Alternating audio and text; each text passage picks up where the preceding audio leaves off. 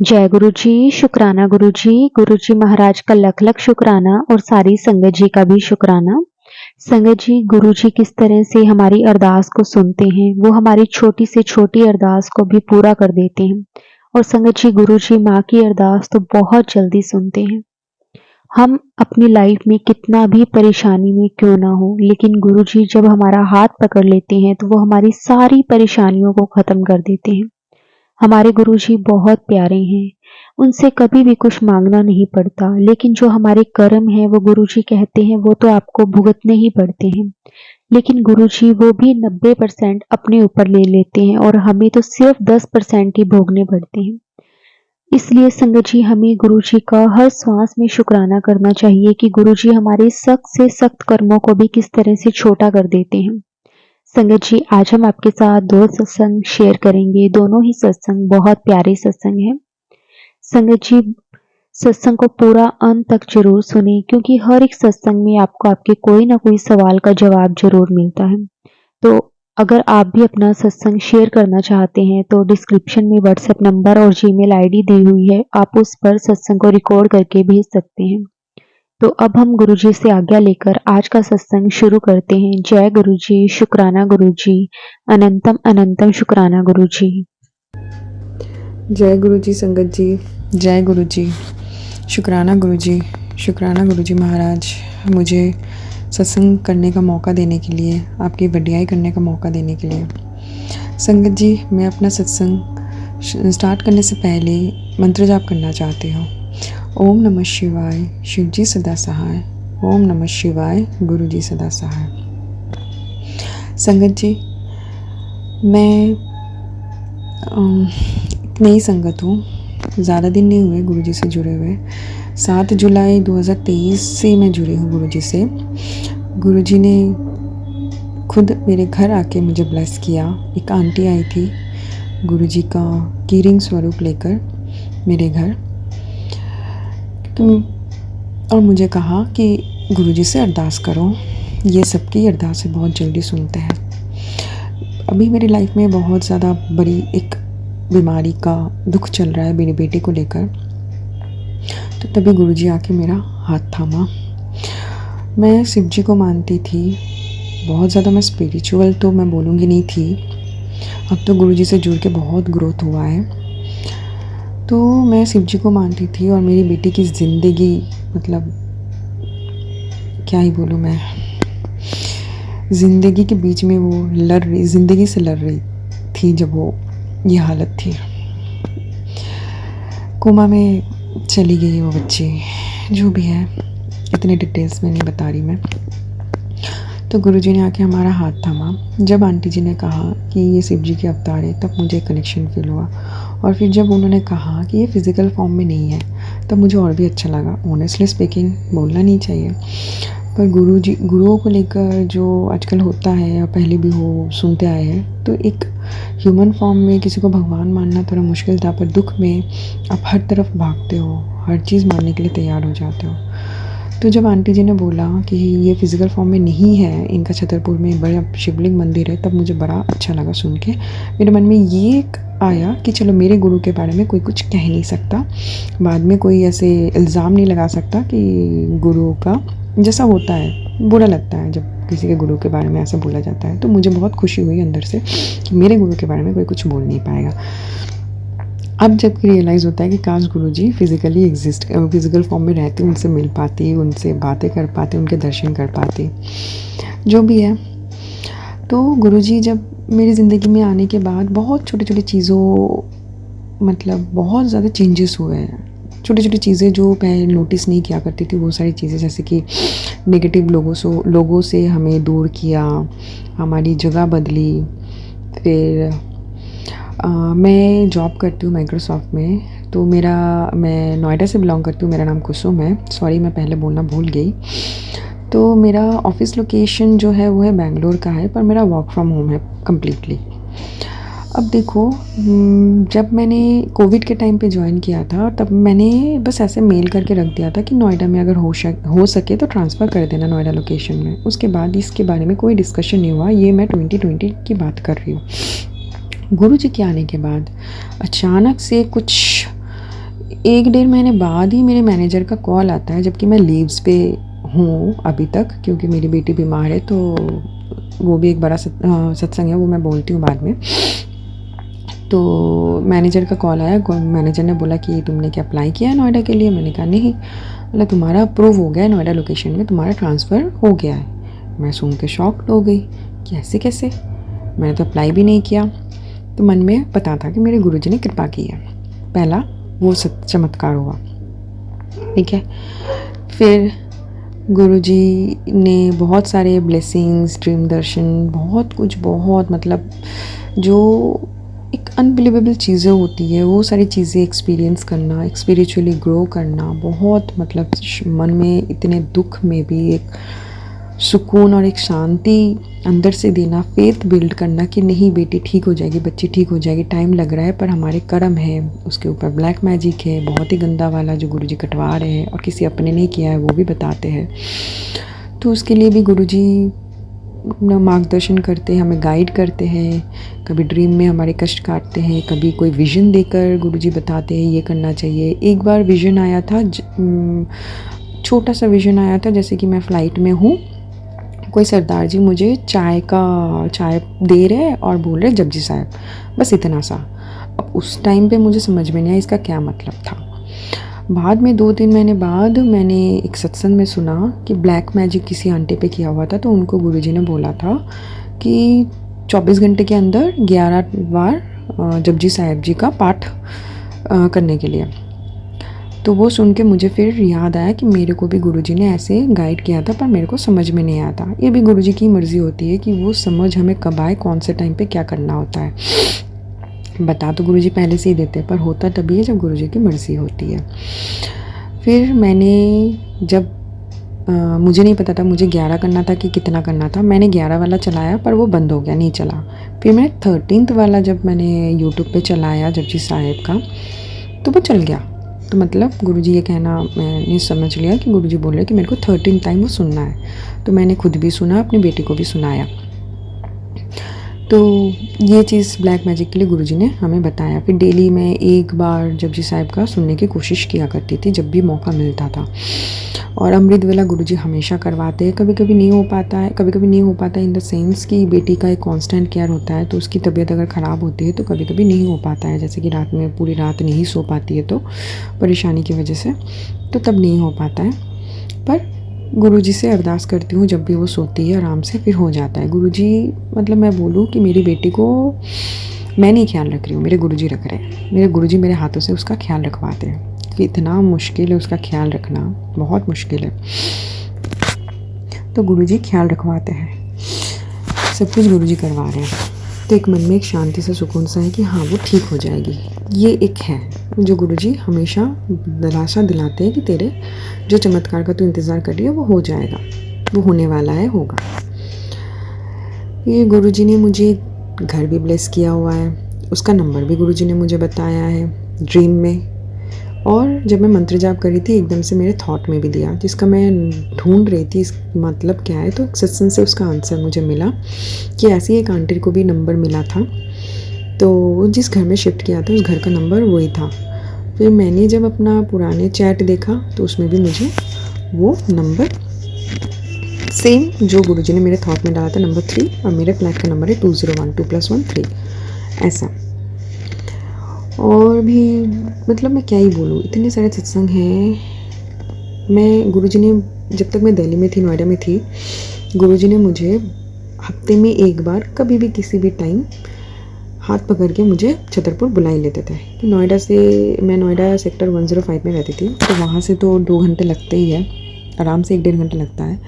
तो गुरुजी बुला लेते थे, मैं कैब बुक करके चली जाती थी और फिर कैब बुक करके चली आती थी। ऐसा होता था बेटी को छोड़ के थोड़ी देर के लिए। मतलब क्या ही बोलूँ मैं हमेशा मैं अकेली जाया करती थी। तो मैंने एक बार गुरुजी से अरदास की कि गुरुजी हमेशा मैं अकेली आती हूँ, अकेली सब मंदिर में आती हूँ, मन थोड़ा सा उदास हो जाता है, सब अपनी फैमिली के साथ आ रहे हैं और मैं अकेली आ रही हूँ। तो फिर क्या हुआ, गुरुजी ने मेरे को किसी संगत के साथ भी जोड़ा था, क्योंकि मेरे घर के आसपास सत्संग बहुत सारे होते थे। मुझे जो पता चला, तो एक आंटी के घर में सत्संग हम जाते थे।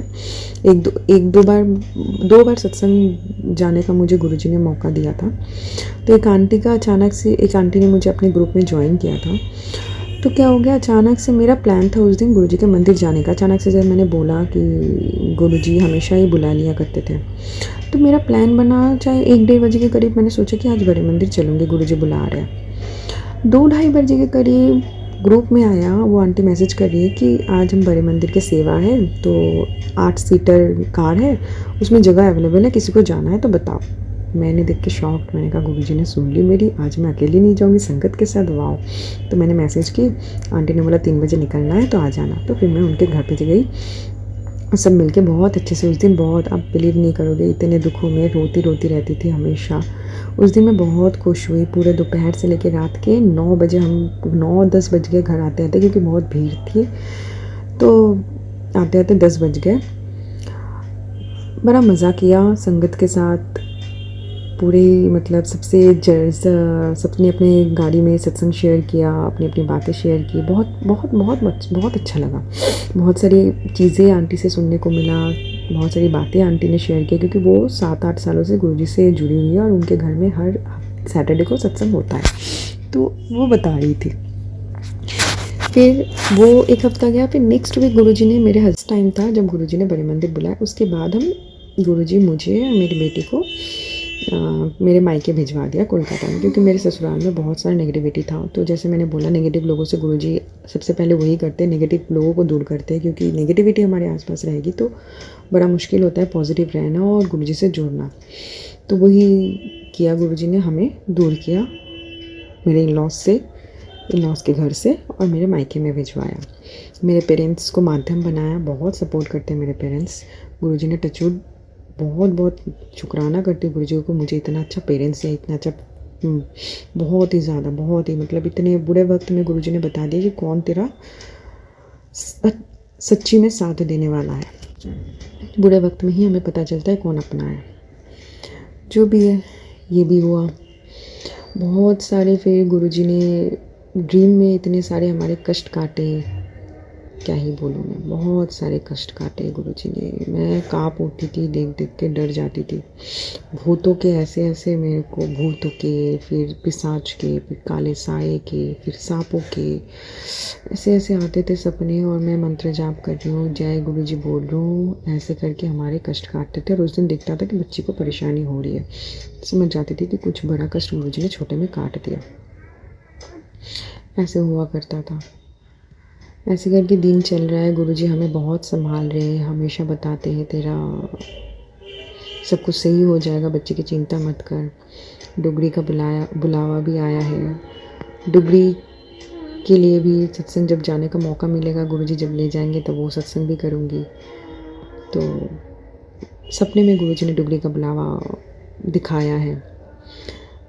मतलब क्या ही बोलूँ, ज़िंदगी में मतलब दुख आता है ना, दुख में ही हम भगवान के करीब होते हैं। ये बात सच्ची में, एक्चुअल में ट्रूथ है, कि फैक्ट है कि हम सही में दुख में ही भगवान को पुकारते हैं और उनके करीब होते हैं। आज मेरा इतना बड़ा दुख है बेटे को लेकर, बहुत बड़ी दुख है किसी भी पेरेंट्स के लिए, किसी भी माँ के लिए अपने बच्चे को इस हालत में देखना बहुत ही पेनफुल, बहुत ही ज़्यादा हार्ड टफ है। पर गुरुजी ने बहुत संभाला हुआ है, बहुत ज़्यादा। और देख के एक बात की खुशी होती है कि इतने बड़े दुख में भी मुझे परमात्मा मिल गया।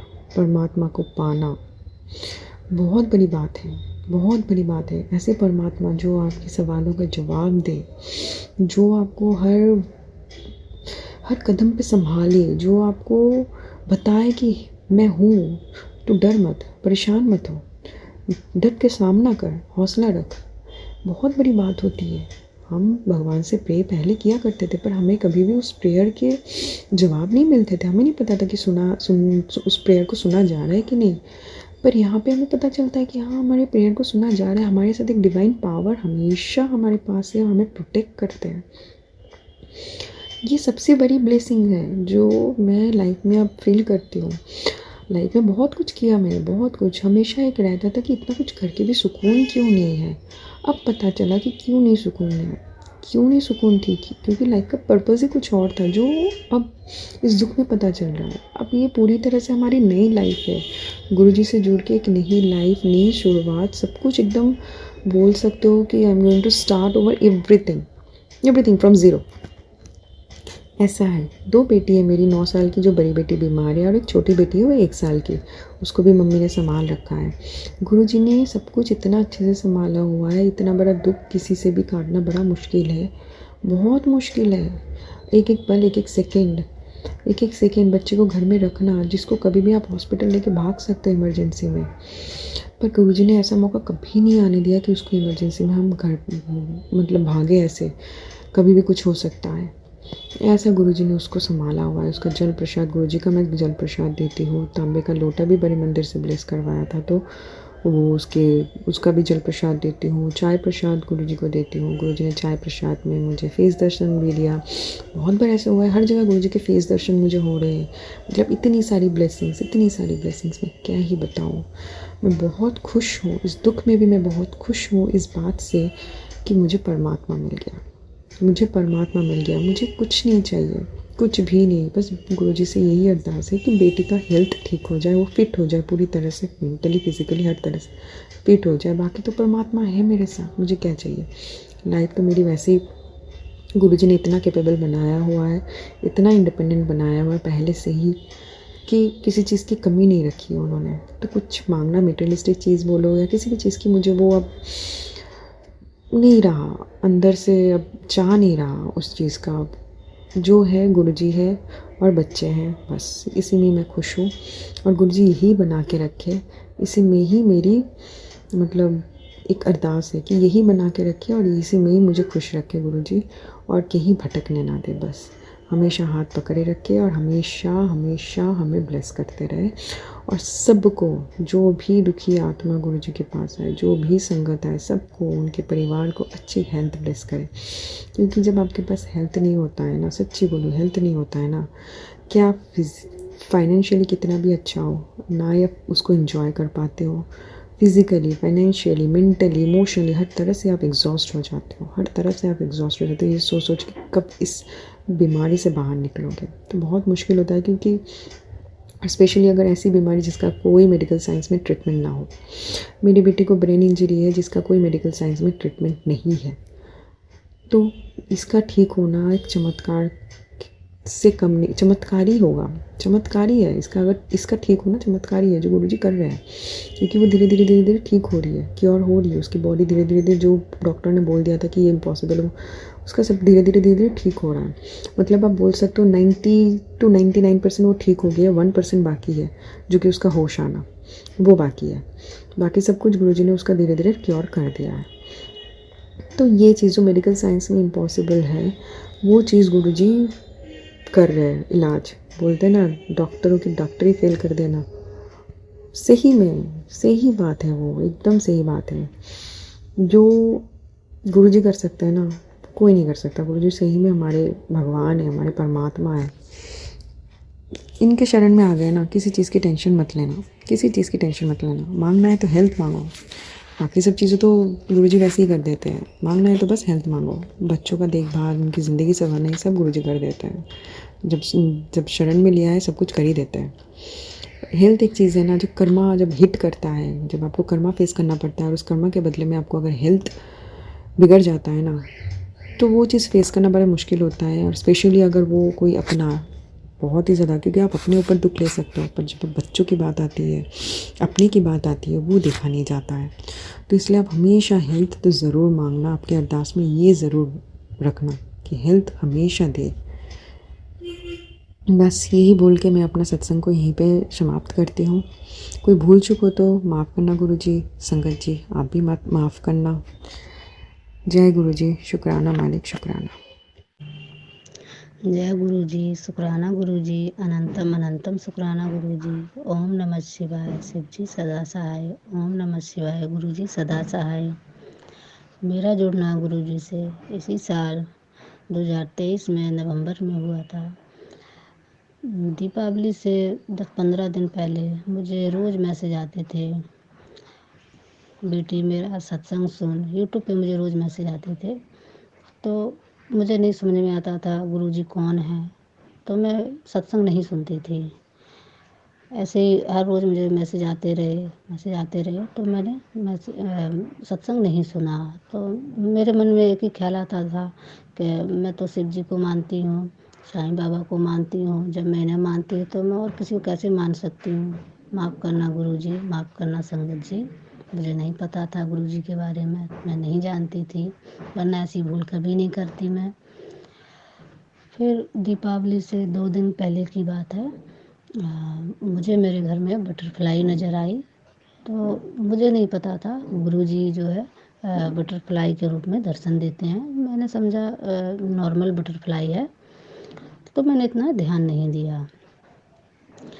माफ़ करना गुरुजी, माफ़ करना संगत जी। फिर दीपावली से 2 दिन के बाद की बात है, मेरी बेटी को फ़ीवर हो गया था। तो संगत जी, फ़ीवर भी ऐसा हुआ था, मेरी बेटी का फ़ीवर कम नहीं हो रहा था। हमें बहुत टेंशन हो रही थी, मुझे, मेरे अंकल को। देखते देखते रात हो गई लेकिन फ़ीवर कम नहीं हो रहा मेरी बेटी का। फिर हमने हॉस्पिटल में एडमिट कर दिया अपनी बेटी को। तो यही टेंशन हो रहा है कि ऐसा तो फ़ीवर कभी मेरी बेटी को नहीं आया। तो बस भगवान पे भरोसा था, जो भी करेंगे भगवान अच्छा ही करेंगे, ईश्वर ठीक ही करेंगे सब कुछ। तो फिर मुझे ध्यान आया गुरुजी के सत्संग के बारे में कि यूट्यूब पे मुझे रोज़ मैसेज आते थे गुरुजी के, और मैं सत्संग नहीं सुनती थी। तो फिर मैंने सत्संग सुना गुरुजी का, मैंने माफ़ी मांगी। फिर मैंने जब सत्संग सुना तो गुरुजी से प्रार्थना की, गुरुजी मेरी बेटी को ठीक कर दीजिए, मैं आपको नहीं जानती थी। फिर दूसरे दिन मेरी बेटी के जो ब्लड टेस्ट हुए थे, रिपोर्ट आई तो रिपोर्ट में डेंगू निकला। तो डेंगू के उस नाम को सुन के मैं और मेरे हस्बैंड, मेरे अंकल बहुत घबरा गए, क्योंकि डेंगू तो वैसे भी बहुत ही खतरनाक होता है। तो लेकिन गुरुजी की कृपा से मेरी बेटी को डेंगू से कोई भी दिक्कत नहीं हुई। गुरुजी ने मेरी बेटी की सहायता की, रक्षा की। अनंतम अनंतम शुक्राना गुरुजी, लख लख शुक्राना गुरुजी। फिर मेरी बेटी को धीरे धीरे आराम मिलता चला गया और मेरी बेटी अब बिल्कुल ठीक है। बस मेरी बेटी को थोड़ी हेल्थ की प्रॉब्लम होती है, ज़्यादा ही है, कभी सर्दी, कभी खांसी, कभी सिर दर्द होना। तो बस यही गुरुजी से मेरी प्रार्थना है कि गुरुजी मेरी बेटी को पूरी तरह से स्वस्थ कर दीजिए, ठीक कर दीजिए। मैं दूसरा सत्संग बहुत जल्दी शेयर करूँगी, और मुझसे कोई सत्संग बोलने में कोई भूल हुई हो तो गुरुजी मुझे माफ़ कर देना, संगत जी मुझे माफ़ कर देना। ये मेरा पहला सत्संग था, मुझे इतना एक्सपीरियंस नहीं है सत्संग बोलने का। तो मैं अपना सत्संग यहीं समाप्त करती हूँ। ओम नमः शिवाय, शिव जी सदा सहाय। ओम नमः शिवाय, गुरु जी सदा सहाय। ओम नमः शिवाय, शिव जी सदा सहाय। ओम नमः शिवाय, गुरु जी सदा सहाय।